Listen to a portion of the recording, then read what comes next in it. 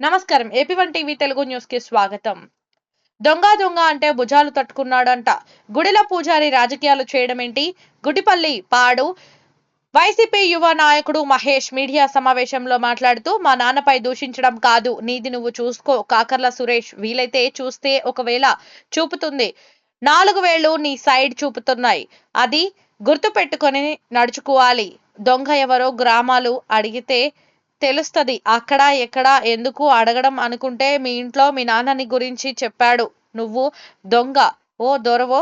నువ్వు brandy shop లో పనిచేసినప్పుడు ఎక్సైజ్ డిపార్ట్మెంట్ ని ఆశ్చర్యపరిచేలా చిరంజీవిలతో 90 ఎమ్మెల్యేలు తీసి వేరే బాటిల్ కి నింపేవాడిది. అప్పుడు దొంగ ఎవరు? ఊర్లో శివాలయం గుడి గురించి మాట్లాడితే గుడి విషయాలు మాట్లాడండి, అంతేకాని వ్యక్తిగత దూషణలు చేస్తే ఊరుకునేది లేదు. గుడిలో పూజారి రాజకీయాలు చేయకూడదు, రాజకీయ నాయకులు మాటలు వినకూడదు. అలాంటిది పోయి రాజకీయ నాయకులు మాటలు విని కార్పొరేటర్ కి పూజలు చేయాలా? ఊరిలో అందరికీ పూజలు చేయాల్సిన పూజారే గుడికి భక్తులు వస్తే గుడి వెనక్కి వెళ్లి దాక్కునే పరిస్థితి ఉంది తీసుకొచ్చింది. మేకల అనిల్ కుమార్ కాదా అనిల్ గుడిలో లెక్కలు చెప్పాలి, గుడి పేరు చెప్పి వసూలు చేసుకుని ఉంటే సరిపోతుందా? అవి లెక్కలు చెప్పాలి అనిల్ అంటూ మహేష్ మాట్లాడారు. మీడియా సమావేశంలో ఒక వ్యక్తి, గుర్తు తెలియని వ్యక్తి, ఛార్జింగ్ పెట్టుకుందే ఇంట్లో నుంచి బయటికి రాని వ్యక్తి బయటికి రాలేడు. ఛార్జింగ్ పెట్టుకోకుంటే ఇంట్లో నుంచి బయటికి రాలేడు. ఆయన మా తండ్రి గారి గురించి దొంగ దొంగ దొంగ అని సంబోధించాడు. అయ్యా మేకల సురేష్, దొంగ ఎవరో దొరెవరో గ్రామంలో అడిగితే తెలుస్తుంది.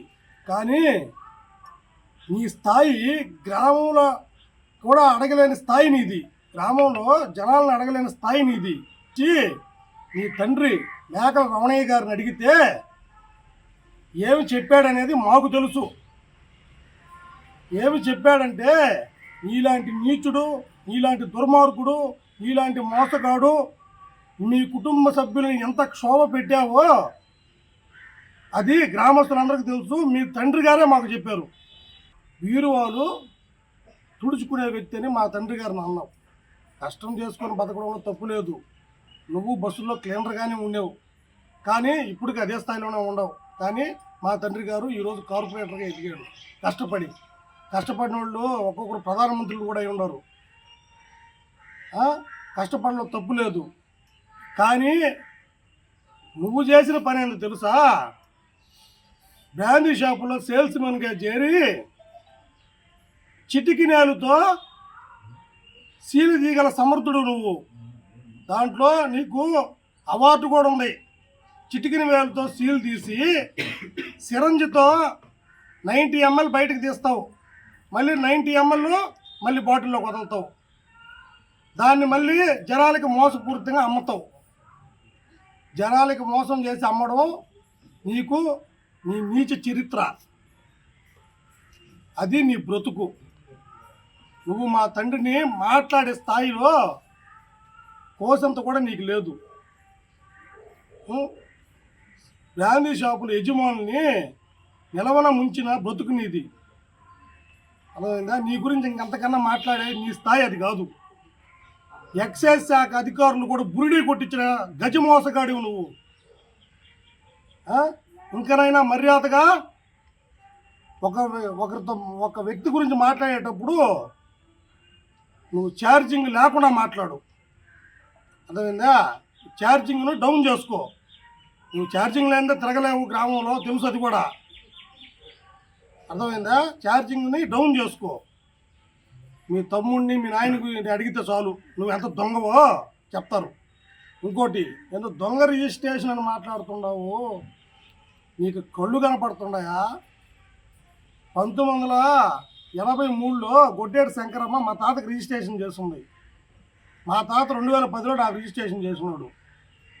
నువ్వు చెప్పిన పల్లేటి వెంకట్రమణ ఆయన 2015లో 2015-16లో విఆర్ఓ చేత పొజిషన్ సర్టిఫికేట్ తెచ్చుకొని దొంగ రిజిస్ట్రేషన్ చేసుకుంటే మీరు చేయించింది పల్లేటి వెంకటరమణ చేత.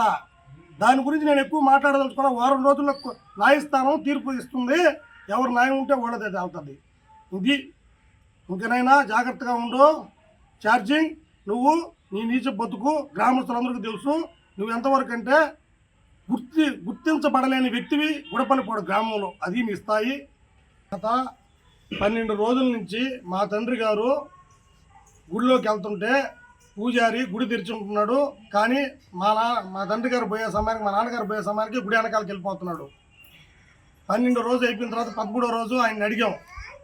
ఆయన గుడి వెనకాల పోయిన తర్వాత గుడి వెనకాల ఉన్నాడు. ఏంది స్వామి, నేను వచ్చే సమయానికి అప్పుడు దాకా ఉన్నారు, బయటికి వెళ్ళిపోతున్నారు అని అంటే, నీకు పూజ చేయొద్దు అన్నారు అని చెప్పాడు. సర్లే స్వామి, దాని గురించి ఏముంది బాధ అని చెప్పిన తర్వాత మేము చెప్పాం కదా మీకు, పాడిందే పాచిపండ దాసరా అని చెప్పి అతనికి ఎన్నిసార్లు చెప్తావు? దేవస్థానం గురించి మేము ఇష్యూ తీసుకొచ్చినప్పుడు దాని గురించి మాట్లాడాలా, దేవస్థానం లెక్కలు చాల్చుకున్నప్పుడు దాని గురించి మాట్లాడాలా. ఇదేంది, నేను వార్డు నెంబర్గా గెలిచాను, 150 ఓట్లలో గెలిచిన ఆయన నువ్వు ఇన్ని రోజులు రాజకీయ నాయకుడు అంటే ఎవడంటాడో? ఇదే సొరడ చెప్పుకునేదా? రాజకీయ భిక్ష ఆయన పెట్టాడంట. నువ్వు చెప్పావు కదా, మా అమ్మ సర్పంచ్ కాకముందే పంచాయతీలో బోర్డు ఉంది, మా అమ్మ వార్డు నెంబర్ అని చెప్పావు కదా. నువ్వే కదా చెప్పింది. చెనకేశ్వర స్వామి కాడ గ్రామ పెద్దలందరూ పిలిచి మా నాన్నని ప్రపోజల్ పెట్టారని చెప్పావు కదా, మా అమ్మని ప్రపోజల్ పెట్టామని చెప్పావు కదా. దానికి ముందు నుంచి నువ్వు రాజకీయాల్లో ఉండవు కదా, మీ నాయన్ని పెట్టచ్చు కదా, లేకుంటే మీ అమ్మ నిలబడి గెలవచ్చు కదా సర్పంచ్గా. మీరు సత్తా లేదు, మీరు డిపాజిట్లు కూడా గల్లంత ఓడిపోతారని మా అమ్మని పెట్టారు, గ్రామ ప్రజలు గెలిపించారు. దానికి ముందు రికార్డు చూసుకోమనండి. సర్పంచ్ అంతకుముందు గెలిచిన వాళ్ళు ఎన్ని ఓట్లతో గెలిచున్నారు, మా అమ్మ ఎన్ని ఓట్లతో గెలిచింది, ఆ రికార్డు చూసుకోండి చాలు. స్టాంపులు, విఆర్ఓలు, ఎంఆర్ఓలు సంతకాలు నేను పెడుతున్నానంట. ఒక చదువు అనేది, ఆలోచన శక్తి ఉంటే, మా అమ్మ సర్పంచ్ అయినప్పుడు సర్పంచ్ స్టాంప్ ఉంటుంది, మా నాన్న కార్పొరేటర్ అయినప్పుడు కార్పొరేటర్ స్టాంప్ ఉంటుంది. ఎంఆర్ఓ సీళ్ళు, విఆర్ఓ సీళ్ళు తహసీల్దార్ కార్యాలయంలో ఎంఆర్ఓ సీలు ఉంటుంది, విఆర్ఓ ఇంటికాడ ఆయన జోబిలో ఉంటుంది ఎప్పుడు విఆర్ఓ సీలు. నీకేమైనా కావాలంటే పోయి వాళ్ళ కాడ పోయి వేయించుకో. సంతకాలు ఫోర్జరీలు చేస్తే ఏదన్నా ఉంటే ఒకటి తీసుకొచ్చి చూపించి పలానా ఆయన చేశాడని నిరూపించు. ఆధారాలు లేని ఆరోపణలో నిరుపయోగం. కార్పొరేటర్ని కలవండి అని చెప్పానంట. ఏదా నెంబరు, ఆ నెంబర్ తీసుకొచ్చి రికార్డు ఒకటి బయటికి పెట్టు. అది పక్కన పెడితే గెలిచి 2 నెలలు అయితే, గెలిచిన పక్క రోజు నుంచి నువ్వు ఎంతమందికి ఫోన్లు చేసి నేను ఇన్ఛార్జిని, నన్ను వచ్చి కలవండి. నువ్వేం ఆశించావు? మేమన్నా కార్పొరేటర్ అని ఫోన్ చేశాను అంటున్నావు, ఒక పదవి ఉంది, నువ్వు ఏం పదవి ఉంటే నువ్వేం ఆశించావు? రైస్ మిల్లుకు పోయి అన్నదానం ఉంది, బీఫ్ కట్టలు కూడా తీసుకున్నావు. తర్వాత ఏమన్నావు? ఇది హౌసింగ్ సంబంధించింది, బెనిఫిషరీ అకౌంట్లో డబ్బులు పడతాయి అన్నావు. మేము చెప్పింది కూడా అదే కదా. ఆల్రెడీ కన్స్ట్రక్షన్ అయిపోయిన ఇల్లు, ఆ ఇంటికాడకి పోయి వాళ్ళ ఇంటికాడకి నీ ఇల్లు నేను కాలనీ ఇల్లు పెట్టిస్తాను, 2,40,000 పడుతుంది, 1,20,000 నాకు నీకు ఎలిజిబిలిటీ లేదు కాబట్టి. ఒక గ్రామస్తుల కాడికి పోయి ఊరికే 1,20,000 గవర్నమెంట్ ద్వారా ఇప్పిస్తానంటే ఎవరు ముందుకు రారు? అది వాళ్ళ అకౌంట్లో నీకు తీసుకున్నామని చెప్పి అదే కదా మేము చెప్తున్నది. నీకు ఎందుకు ఇస్తారు? బెనిఫిషరీ అకౌంట్లో పడితే నువ్వు ముందు వాళ్ళతో మాట్లాడుకొని, ఎలిజిబిలిటీ లేనప్పుడు ఊరినే డబ్బులు వస్తాయంటే ఎవరైనా ముందుకు వస్తారు కదా. ఆ 1,20,000 నువ్వు తీసుకున్నావు. అది నువ్వు చెప్పిన హౌసింగ్ బెనిఫిషరీ అకౌంట్ సంగతి. ఇంకో విషయం చెప్పదలుచుకున్నా. నిన్న అక్కడ చెప్పారు, చెన్నకేశవ గుడికి చెన్నకేశవ స్థలానికి సంబంధించి చెన్నకేశవ గుడి దగ్గర చర్చి పెడదాం, ఓటింగ్ పెట్టండి అన్నారు. చెప్పారు పెడదామని. పెడదాం. పోలేరం మిట్టకు సంబంధించి అదే రోజు చెన్నకేశవ గుడికి చర్చి పెట్టిన రోజే పోలేరమ్మ గుడికి సంబంధించి కూడా చర్చి పెడదాం. ఆ స్థలం ఆక్రమణలో ఉందా లేదా అనేది కూడా చర్చి పెడదాం. రెండింటి మీద ఓటింగ్ పెట్టండి, గ్రామస్తులందరూ పాల్గొంటారు, ఓటింగ్ చేస్తారు. తర్వాత పోలేరం మిట్టకు సంబంధించి మేము ఒక అర్జీ ఇచ్చాం. అంటే ఇది మొత్తం ఆక్రమణకు గురైంది అని చెప్పి అర్జీ ఇచ్చాం. అర్జీ ఇస్తే దాని మీద కోర్టుకు పోయి స్టే తెచ్చారు. ఏమని? అది పోలేరం మిట్టది కాదు వాళ్ళదేనని చెప్పి, పోలేరమ్మది కాదు వాళ్ళదే అని చెప్పి స్టే తెచ్చారు. స్టే తెచ్చి నోటీసులు కూడా పంపించారు 3 వ్యక్తులకి. మా ఇళ్ళ మీదకి వస్తున్నారు, మమ్మల్ని దౌర్జన్యం చేస్తున్నారు అని చెప్పి నోటీసులు పంపించారు. ఆగిపోయింది అది. మీరు చెప్పారు కదా మాకే పట్టినప్పుడు నాకెందుకు వదిలేస్తానని, మేము కూడా అట్టే వదిలేసాం. పోలేరమ్మ గుడి గ్రామస్తులందరికీ పట్టలేదు, మాకెందుకు నోటీసులు వచ్చాయి మా ఇళ్ళకి. అంటే మా ఇంటికి రాలేదు, కార్పొరేటర్ గారి ఇంటికి, కొమ్మలకి నాగరాజుకు, మందపల్లి రవి గారు ముగ్గురింటికి నోటీసులు వచ్చాయి. ఆ ముగ్గురింటికి నోటీసులు వచ్చాయి కదా, గ్రామస్తులు ఎవరన్నా స్పందించారా? ఆ ఇష్యూ మీద ఎవరన్నా మాట్లాడారా? పోలేరమ్మది ఆక్రమణకు గురైపోయింది, అందరికీ తెలుసు. అది అందరికీ తెలుసు, గ్రామంలో అందరికీ తెలుసు. పోలేరమ్మ స్థలం పొంగళ్ళు ఎక్కడ పెట్టుకుంటున్నాము, ఎంత స్థలం ఉందనేది.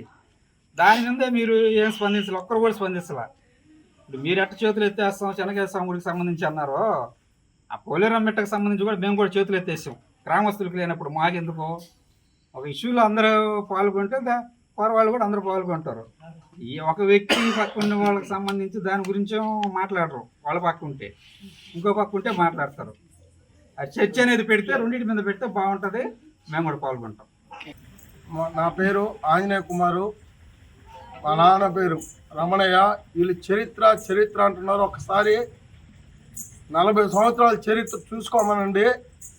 బీసీ కాలనీలో 60 ప్లాట్లు తెచ్చి మా నాన్న ఇక్కడ వెంకటాద్రి నాయుడు అని ఉన్నాడు, పక్కనే 3వ ప్లాటు, ఆయనతో పోరాడి హైదరాబాద్లో సివి శేషారెడ్డి, జనార్దన్ రెడ్డి హయాంలో 74లో బోర్డులో ఆర్డర్ తెచ్చి బంచిన ఘనత, ఆ చరిత్ర ఇక్కడ ఎవరు అడిగినా చెప్తారని నేను చెప్తున్నా. అదే చరిత్ర.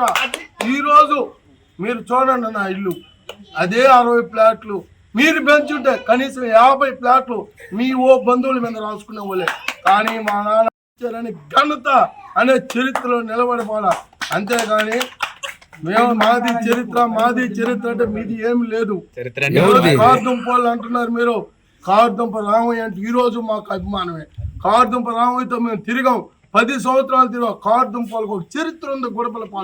గుడపలపాడే కాదు, ఈరోజు అటు తిరుపతి సైడ్ ఎత్తుకున్న కార్దుంపలకు ఒక చరిత్ర ఉంది. కార్దుంప ఆమె రావణమ్మ అనే ఆమె సర్పంచ్గా పోటీ చేసింది. కార్దుంప రామయ్య కార్పొరేట్గా పోయి ఆ చరిత్ర ఉంది. మేము తిరిగాం, 10 సంవత్సరాలు రామయ్యతో తిరిగాం. నువ్వు ఈరోజు మా కార్దుంప వాళ్ళ స్నేహితులు అంటున్నావు. నువ్వు కార్దుంప రామయ్యని ఓడించాలని కంకణం కట్టుకొని మేకల వాళ్ళతో తిరిగి కార్దుంప రామయ్యని అట్ట నీచుడు నువ్వు. ఈరోజు అవసరం వచ్చేలేక కార్దుంప వాళ్ళు అంటావు. ఇదే కార్దుంప రామయ్య పోటీ చేసినప్పుడు నువ్వు ఆడుండవు. నీలో ఎన్నో ఉన్నాయి. కానీ ఇది గుడి సమస్య. మేము మాట్లాడింది పూజారి సమస్య. పూజారి గ్రామంలో ప్రతి ఒక్కరికి పూజ చేయాలా. మేము పోతే దోముకునేది, మమ్మల్ని టార్చర్ పెట్టారు చెప్తున్నాడు. కానీ ఇది అందరం కూర్చొని మాట్లాడి ప్రతి ఒక్కరికి పూజ చేసి గ్రామంలో అందరూ ఒకటిగా నడవాల. దీన్ని పూజ శివాలయం కాడే మందలించుకొని అందరూ కలిసి ఉంటాం, అది కోరుకుంటాం. అంతేగాని మీరు మేము ఇది పద్ధతి కాదు నేను చెప్తున్నా.